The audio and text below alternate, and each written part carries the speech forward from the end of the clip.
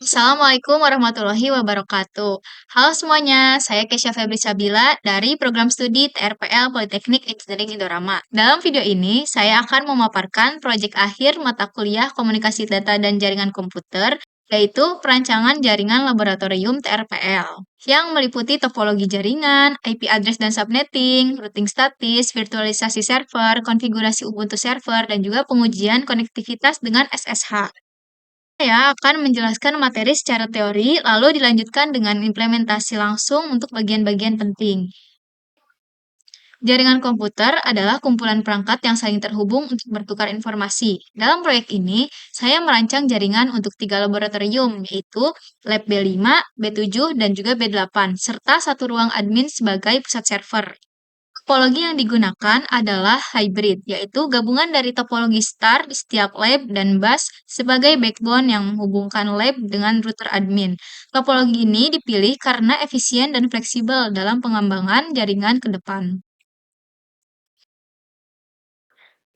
Ini adalah topologi jaringan yang saya buat di Cisco Packet Tracer.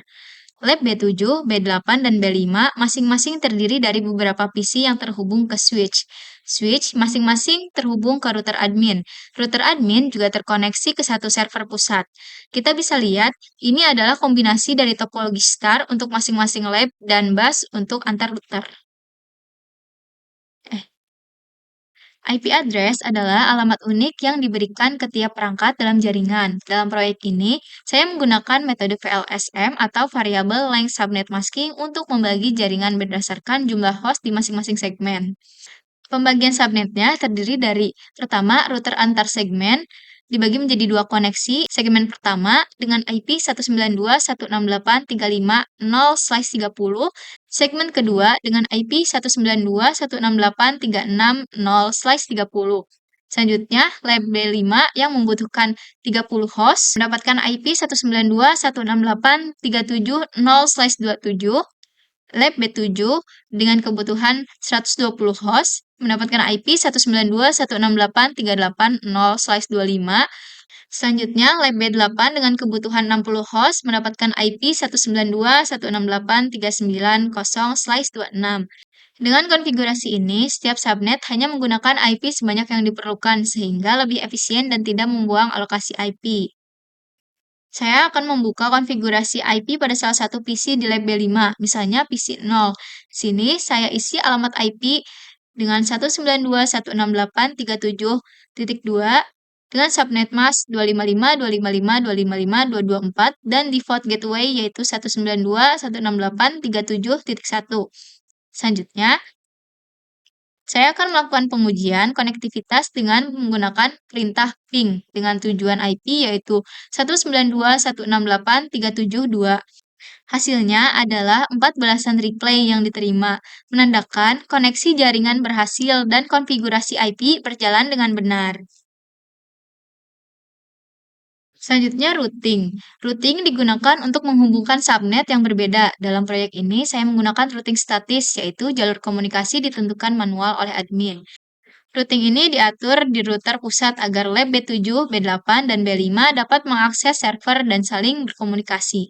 SSH adalah protokol untuk remote server secara aman. Dengan SSH, saya bisa mengakses Ubuntu server dari PC lain tanpa harus langsung ke terminal servernya. Untuk implementasinya, pada terminal client, di sini saya menggunakan Windows, saya ketik perintah SSH hostname, yaitu KCFS, add IP address yang digunakan oleh server, yaitu 192.168.38.3, min-p, dan portnya yaitu 2424. Setelah memasukkan password, saya berhasil masuk ke Ubuntu server. Ini membuktikan SSH sudah berhasil dikonfigurasi dan berfungsi.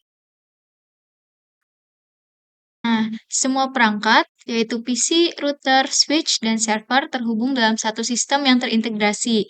Dengan konfigurasi IP, routing, SSH, dan server virtual, jaringan ini dapat digunakan untuk praktikum, ujian, atau simulasi server klien di laboratorium TRPL.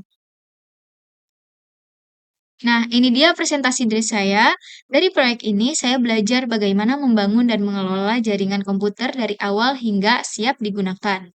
Untuk penjelasan lainnya, seperti instalasi dan konfigurasi DNS server, Samba server, FTP server, web server atau LAMP, juga WordPress dan koneksi database, akan dijelaskan oleh rekan saya yaitu Muhammad Gilang Ramadan. Semoga video ini bermanfaat. Sekian dari saya. Terima kasih. Wassalamualaikum warahmatullahi wabarakatuh.